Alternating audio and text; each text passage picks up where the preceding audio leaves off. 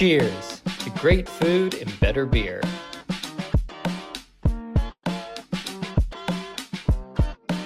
Enjoy AJ's fresh food with dine-in, carry-out, and delivery. I guess Brian's ready. Go ahead. You've been defending so well. 45-second half points isn't what you used to see out here during this winning streak. What changed in the second half? Yeah, well, obviously the first 5 minutes of the second half, they went on that run and got a little impatient offensively more than anything. But kind of a big part of the game is like finishing the half and then starting the second half. And we've been pretty good to start the second halves this year. And obviously we weren't, but a lot of that had to do with them. But they played really well, made shots, did some good things. We had some good looks there where it didn't go down. But we mess up our assignment at the end of the first half, didn't do what we were supposed to, and we give up a three. And then we fall down to start the second half, give up another three. And so now they got it at 10 instead of it being at 16, right? And then we struggled to score there. But I thought we were getting pretty quality shots. At that time, we'll see when I go back and watch. More than anything, a lot of the things that we talked to our guys about is just not getting frustrated when you get good shots and you miss them. But your margin of error is going to be different here. You're not scoring basketball, but don't look at it like what we're doing is wrong. Stay process-based and stay with it. But we had to do a better job on them. We had to do a better job guarding them at that time. Bruce got to the middle a couple times, and we wanted to keep it out of the middle.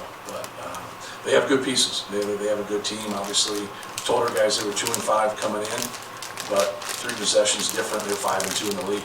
They've lost a lot of close games. Devin Royal being out the last game really hurt them. That really helped them, coming back in. But when you force somebody into 18 turnovers, you out-rebounded by 6 in the first half. You've put yourself in a pretty good position, especially when you only turn it over 11 times. We just had to do a better job, finishing at the rim. We had the ball at the rim, especially the last 4 or 5 minutes of the game. We had 3 straight possessions where we're 3 feet from the rim and we got nothing out of it. And once again, that's what you want, right? That's where you want the ball. That's the shots that you want. We just got to do a better job converting. Matt, you were talking about those threes that Thornton made. The ones later in the game, a lot of the ones Parsons made. Did you see common denominators to why he was able to get that open that repeatedly? Who's that? Parrish, I'm sorry. No, he just had triple threat threes. He just squared us up and jabbed one time and shot it. The other time just kind of paused and shot it. We had to break his rhythm. We were right there in those last 2 threes. But you can't just let somebody shoot those basketball. Fletch had to break his rhythm there, and that's what we always talk about, not letting them catch the basketball, not letting a jab take you away from getting them out of rhythm or keeping it there. So, but give him credit, man. He's a streaky guy, but you're up to that point, and he's already hit 4. So that's what streaky guys are. When they miss them, they'll get away from it. When they make them, they're going to hum. And we just had to do a better job there. Hey, Matt, your turnovers were 24 plus. You were plus 24, but their 3-point shots balanced that out almost to 0. Right.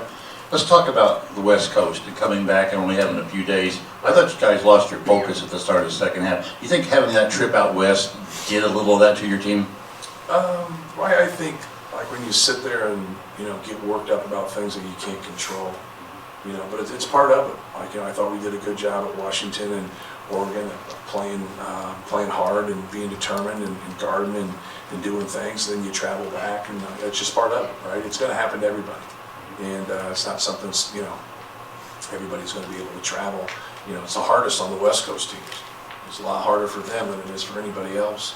They travel a lot more miles than we do, but we just have to be better. We just finish at the rim better, defend a little bit better. Execute a little bit better. And then when people play you in a drop, you're not going to get as many threes. You're just not. And now it's not that big a deal. Just make good decisions and take good shots. And we've played against both. We've played against guys that are aggressive with their heads. We've played against guys that flatten it out, and then guys that drop more. So. Matt, when Mobley hit that last 2, did you guys know what the score was? It looked like they kept changing. Yeah, and so I knew what the score was, and then it actually changed, and it went down. It gave us a point. It was the difference was 3, Then when it like popped up, the difference was 2. And so then when we said something to them that the score was wrong, like I don't think they realized it. I think that's a difficult thing for an official. You know, it's not their job.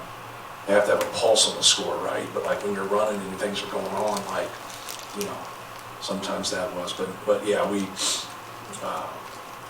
knew what the actual score was, yeah. But then when you look up there, you're like, well, maybe they had, you know, something wrong before, right? So like you're just trying to gauge where you're at, especially when you run out of timeouts.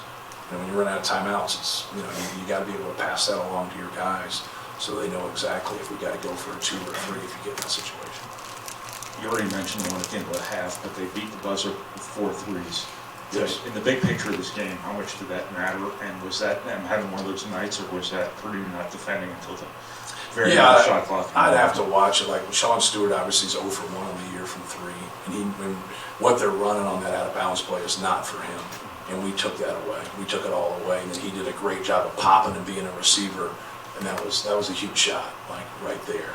I don't know, like off the top of my head, the 3 actual, like what happened on those 3, so I'd have to watch it. So, but yeah, it's 12 points, right? Might up 16 late in the first half, and that's with Braden having to sit for an extended period of time. I don't know how much it affected, obviously, the outcome of the game, but what you got from Jakari and CJ tonight, Yeah. kind of the balance of what they gave you tonight and how important seeing that is on a night when Braden has to sit. Right, I thought they did a good job, and that's kind of, you know, it's why Miles didn't play as much, is because when they were pressing, they were trying to take Braden away, or take a rather point away, and so we wanted, you know, more ball handlers in there at that time. But no, I thought they both did a good job, and, you know, did a good job defending, and there's always things that you can learn from, and especially when you get into kind of like late game situations and things of that nature, defensively.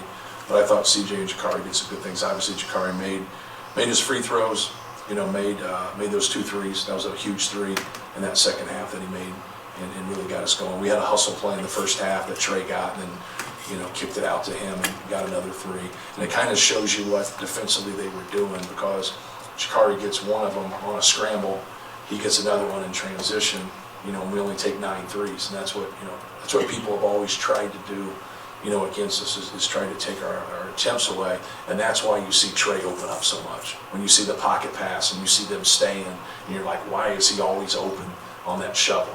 Because they're going to live with that instead of that spray out 3. Because if they want to come over and help, as we put a single side away, now he's going to be able to make that pass if they overhelp. And they stayed home on our shooters on those. So then, you know, he's got to get more opportunities. And that's what I've tried to explain to you guys through the years. And I mean, through the last couple of years, is that, like, you know, when you see that, you're going to see a lot of attempts from Braden Smith, and you're going to see a lot of attempts from Trey. They shot 30 times between them. You're going to see more of that. When people hedge us, or they switch it, or they do whatever, now you're going to see a balance of shots a little bit better than you would when people play a drop like that. Just with the 18 turnovers and the pressure that created those, might that have also contributed to just being out of position on the second half rebounding margin and the open threes? Yeah, and that, you know, I'll have to watch, but like that normally happens, right? If you have to overhelp and you don't have clean rotations, you're not going to have clean blockout responsibilities. There is no question. I don't know if that's the case or not. I'll have to watch, but there's no question they were quicker to the ball than we were in the second half. I thought we were quicker to the ball than them in the first half. I thought some things went our way. And I think that's what happens when you see that ball go in and you gain confidence. I think it helps other things. I think that helped us in the first half, and I think that helped them in the second half. Same lesson. Matt, one thing I think your team did very well last year was didn't celebrate the wins too much, didn't get too low on the losses. Yeah. And it seems like that's kind of a trait, just hearing Jakari talk about what he saw from the locker room afterwards. How much value is that when you're down 6, 8 points with a couple minutes left, that you still believe this game's not over, we can win, and Right. you know, you guys put yourself in a chance to send this to overtime? Yeah, you know, you don't want to get into that foul game, and obviously they fouled us there at the end when we're up 3. You don't want to get in that foul game too quick, especially when, like, you know, the guys that are catching it, like, you know, when you're dealing with Mobley and Thornton and guys that are really good free throw shooters, and obviously Devin Royal. I think he was like 74 going the game, and he made 8 for 10 and did a great job. But yeah, you just, you know, you get on a win streak, like we hadn't lost since Auburn, and then, like, you know, you just want to move to the next game And then when you lose, like, you gotta be able to look at some wins and kind of pick at yourself when you win, because you always pick at yourself when you lose. But if you really want to improve, you got to still pick at yourself, you know. And so that's what we try to do with our guys. It's just like we're doing some really good things sometimes when we lose, and like keep that in perspective. But we also have some struggles. Like we weren't perfect, obviously, against Washington and Oregon, but yet we won the game. Like don't look at it that way. Like try to make improvements from there. So that's what we've always tried to instill in our guys, an understanding. Like let's learn. Not just when we lose a game, right? Let's learn when we win a game, but also like look at some things from a pretty clean perspective. When like in this game here, like there were some good things that happened for us. Like the ball was getting to where we wanted to get the ball. We didn't convert a lot of times. We got to do a better job of converting. But I thought from a process-based standpoint, we over-dribbled a little bit, got a little bit too deep sometimes. But the ball was getting in position for us to score, and we just didn't convert enough. Thank you. Yep.